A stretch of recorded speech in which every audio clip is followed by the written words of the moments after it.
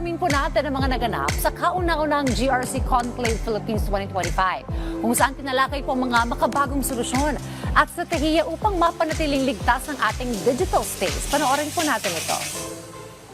Sa mabilis na pag-unlad ng teknolohiya sa buong mundo, kasunod nito ang pagtaas ng mga banta sa cybersecurity tulad ng data breaches, unauthorized transaction at system failure. At habang lumalago ang artificial intelligence o AI, mas lumalala ang mga nasabing issue. Kaya upang matugunan ito, kamakailan lang ay ginanap sa isang 5-star luxury hotel sa Makati ang kauna-unahang GRC Conclave Philippines 2025. Isang mahalagang pagtitipon kung saan nagsama-sama ang mga eksperto mula sa iba't ibang industriya upang talakayin ang mga pinakabagong solusyon at estratehiya sa governance, risk and compliance at cybersecurity. Everything is very, very critical, right? And it's important to meet the in university professors. It's important to meet the CISOs of big BPOs, of big banks, and leverage our knowledge and our thought process towards a better, safe future in the digital AI space.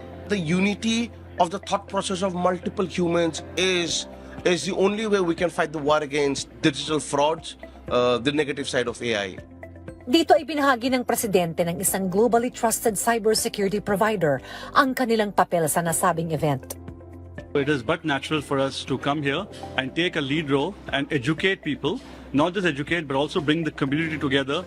People have been working on the governance and compliance stage for many, many years, not knowing that they're doing it for GRC.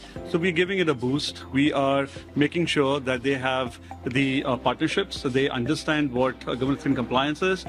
They adhere to the regulations. Sa kabila ng mga hakbang upang mapabuti ang digital security ng Pilipinas, may ilang hamon pa rin tayong kinakaharap.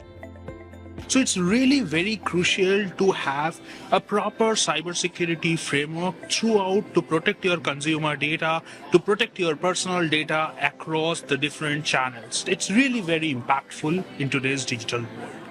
Sa pamagitan ng patuloy na pagtutulungan, pagpapalakas ng kaalaman at pag-adapt sa makabagong solusyon, tsak na magkakaroon ng Pilipinas ng mas matibay at ligtas na digital system na handa sa anumang banta ng cyber threats.